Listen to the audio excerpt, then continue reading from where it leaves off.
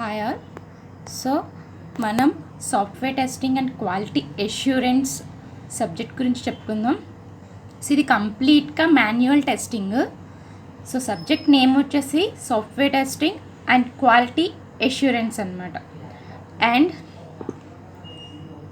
So first of all what is meant by the software testing? So software testing is a process in order to identify the correctness, completeness and to measure quality of developed software application. So అసలు software testing అంటే ఏంటి? So మనకి software testing అంటే మన developed software application కరెక్ట్గా ఉందా, so అసలు application కంప్లీట్గా ఆ అప్లికేషన్ అనేది కంప్లీట్గా ఉందా లేదా అని ఐడెంటిఫై చేస్తుంది. అండ్ ఆ డెవలప్డ్ అప్లికేషన్ క్వాలిటీ ఎలా ఉంది అని కూడా మనకి ఏం చేస్తుందంటే ఈ సాఫ్ట్వేర్ క్వాలిటీలో చెక్ చేస్తుంది అనమాట. అండ్ ఏంటంటే కస్టమర్కి మనం సో రియలబుల్ అప్లికేషన్ ఇవ్వగలం మీకు అన్నతనికి కాన్ఫిడెన్స్ అన్నది మనం ఏం చేయాలంటే సో ఇవ్వాలి మెయిన్.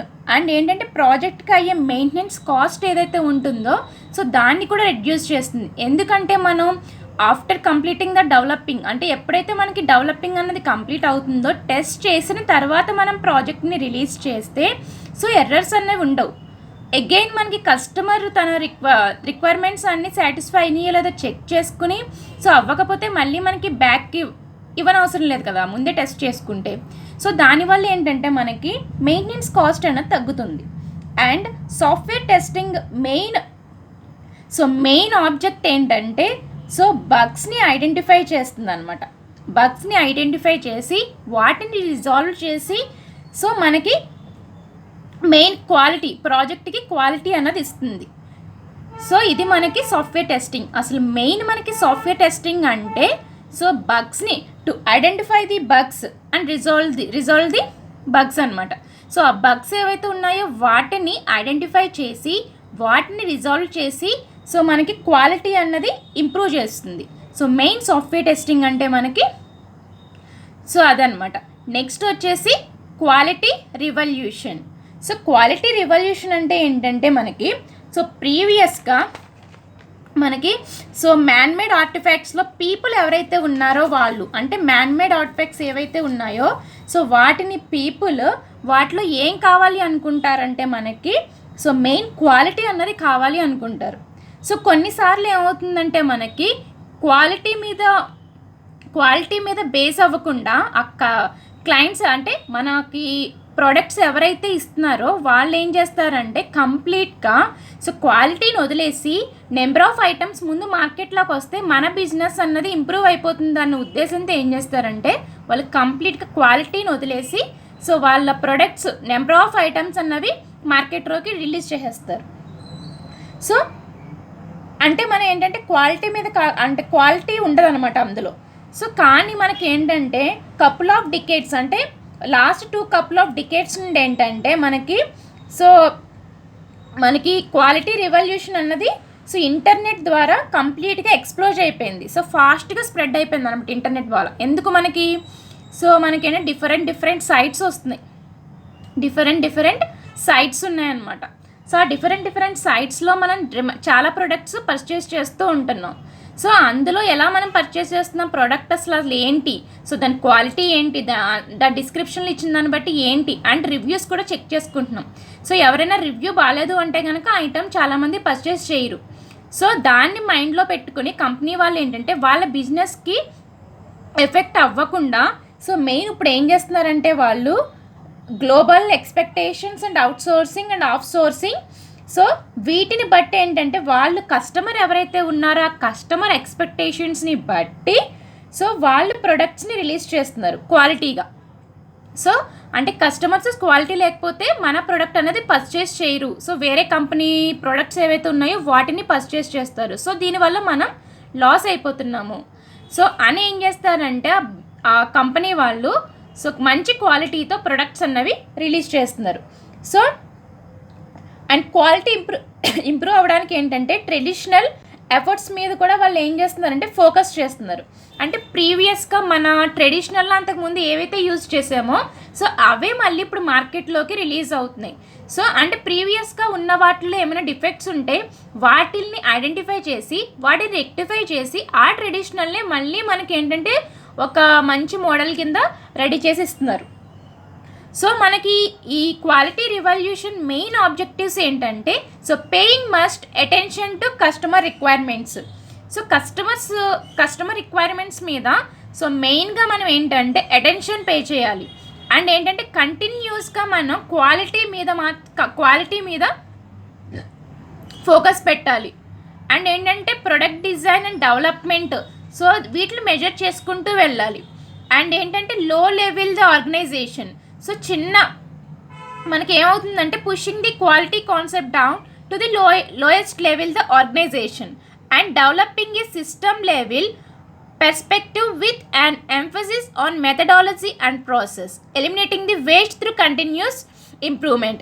సో మనకి ఏవైతే లోయర్ లెవెల్ ఆర్గనైజేషన్ నుండి ఏంటంటే పుష్ చేయాలన్నమాట క్వాలిటీ కాన్సెప్ట్ని. అండ్ ఇంకోటి ఏంటంటే మనకి మెయిన్గా సో మన ప్రోడక్ట్ ఇంప్రూవ్ అవ్వాలంటే వేస్ట్గా ఏవైతే ఉన్నాయో వాటిని మనంటే కంటిన్యూస్గా ఎలిమినేట్ చేసుకుంటూ క్వాలిటీని ఇంప్రూవ్ చేసుకోవాలి.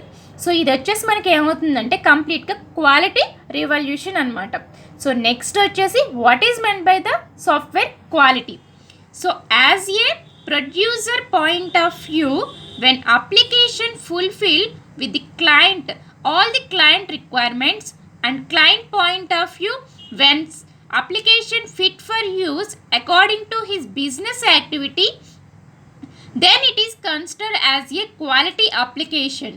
So as a producer point of view ఎలా ఉండాలంటే వాళ్ళు డెవలప్ చేసిన అప్లికేషను కంప్లీట్గా క్లయింట్ రిక్వైర్మెంట్స్ని ఫుల్ఫిల్ చేస్తుందా అంటే ప్రొడ్యూసర్ పాయింట్ ఆఫ్ వ్యూ అంటే మనం డెవలప్ చేసిన వాళ్ళం అనమాట.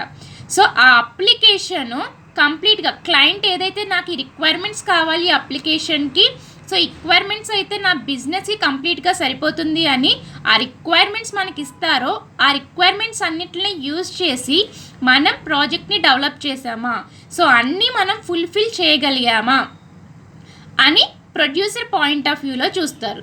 సో అలానే క్లయింట్ పాయింట్ ఆఫ్ వ్యూలో ఏంటంటే సో మనం డెవలప్ చేసిన అప్లికేషన్ క్లయింట్కి ఇచ్చిన తర్వాత క్లయింట్ ఏం చూస్తారంటే ఆ అప్లికేషన్ బిజినెస్ డెవలప్మెంట్కి కరెక్ట్గా ఫిట్ అవుతుందా లేదా, అది వన్స్ మార్కెట్లోకి వెళ్ళిన తర్వాత అది కరెక్ట్గా వాళ్ళకి కస్టమర్స్కి ఫిట్ అవుతుందా లేదా అన్నది ఏంటంటే క్లయింట్ పాయింట్ ఆఫ్ వ్యూలో చూస్తారు. సో ఇది మనకి software quality. So next so ఈ సాఫ్ట్వేర్ క్వాలిటీలో మనకి మెయిన్ ఫ్యాక్టర్స్ ఏంటంటే budget or cost, in time release and reliable. So budget or cost అంటే సో ఒక కంపెనీకి ప్రాజెక్ట్ వచ్చినప్పుడు వాళ్ళు ఒక పర్టిక్యులర్ బడ్జెట్ని అప్లికేషన్ డెవలప్ చేయడానికి వాళ్ళు ఏంటంటే ఒక బడ్జెట్ అన్నది ఇస్తారు. సో మనం ఎంప్లాయీస్ని తీసుకోవడం కానివ్వండి లేదా ఏదన్నా ఆ ప్రాజెక్ట్కి సాఫ్ట్వేర్ యూజ్ చేయడానికి కానివ్వండి సో దేనికైనా వాళ్ళు ఇచ్చిన విత్ ఇన్ బడ్జెట్లో మాత్రమే మనం ప్రాజెక్ట్ని కంప్లీట్ చేయాలి. సో ఎడిషనల్గా మనకి ఏమన్నా అయినా కూడా కంపెనీ ఆ బడ్జెట్ ఏదైతే ఇస్తుందో సో ఆ అమౌంట్ మాత్రమే మనకి ఇస్తుంది అనమాట. సో అందుకని మనం డెవలప్ చేసిన అప్లికేషన్ అన్నది ఏంటంటే సో కంప్లీట్గా మనం ఆ బడ్జెట్లోనే మనం కంప్లీట్ చేయాలి. So and in time release. So ఒక ప్రాజెక్ట్ మనకు వచ్చింది అంటే సో ఆ ప్రాజెక్ట్ మనకి విత్ ఇన్ అంటే వాళ్ళు ఏదైతే క్లయింట్ మనకి ఇచ్చారో క్లయింట్ మనకి ఏదైతే ఒక పర్టిక్యులర్ టైం ఇచ్చారో ఆ టైంలోనే మనం ఏంటంటే వాళ్ళకి ప్రాజెక్ట్ని సబ్మిట్ చేయాలి. సో అండ్ రియలబుల్ అంటే ఏంటంటే ఎటువంటి ఎర్రర్స్ లేకుండా సో మనం ప్రాజెక్ట్ అన్నది మంచి క్వాలిటీతో వాళ్ళకి రిలీజ్ చేయాలి. సో అదేమవుతుందంటే మనకి రియలబుల్ అవుతుంది. And next role of testing. So the term software tester was used generally but later it was also seen separate profession regarding the periods and the different goals. In software testing, different roles have been established such as test manager, test lead, test analyst, test designer, tester automation, developer, and test administrator. Software testing can also be performed by non-dedicated software testers. So role of testing means, so ఒక అప్లికేషన్ని develop చేయడానికి ఒక engineer develop చేయలేరు కాబట్టి so అప్లికేషన్ని develop చేయడానికి so different roles కింద వాళ్ళని establish చేశారనమాట. So వాళ్ళు ఏంటంటే test manager, test lead, test analyst, test designer, tester and automation developer. So మనకి ఇవి అగైన్ 2 టైప్స్ కింద డివైడ్ చేశారు. సో అది వచ్చేసి static analysis and dynamic analysis. So static analysis means, so already మనకి తెలుసు స్టాటిక్ ఎనాలిసిస్ అంటే ఏంటి. So without executing a program application finding mistake is called a static analysis. So ఏదైతే ప్రాజెక్ట్ని మనం ఎగ్జిక్యూషన్లోకి పెట్టక ముందు ఏమైనా ఎర్రర్స్ ఉన్నాయా లేదా అని చెక్ చేసే దాన్ని ఏమంటామంటే స్టాటిక్ ఎనాలిసిస్ అంటాం. So dynamic analysis means, so while execution a program application finding mistakes is dynamic analysis. So మనం ఎగ్జిక్యూషన్ అయిన తర్వాత ఏమైనా ఎర్రర్స్ ఉన్నాయా లేదా అనేది ఫైండ్ అవుట్ చేయడాన్ని సో ఏమంటాం డైనమిక్ ఎనాలిసిస్ అంటాం. సో నెక్స్ట్ వచ్చేసి మనకి ఏంటంటే verification and validation. So first one is verification. So verification means it is a process to check are we developing right product or not. So that means మన ఏదైనా ఒక project చేస్తున్నప్పుడు ఆ project so చేస్తూ ఉన్నప్పుడు మనం ఏంటంటే అది కరెక్టా లేదా అన్నది చెక్ చేయడం అనమాట. అంటే మనం ఒక ప్రాజెక్ట్ చేస్తూ ఉన్నప్పుడు ఆ ప్రాజెక్ట్ అన్నది కరెక్టా లేదా సో అన్నది చెక్ చేస్తుంది. సో అండ్ ఈ వెరిఫికేషన్ టెక్నిక్స్ ఏంటంటే మనకి peer review, walk through and inspection.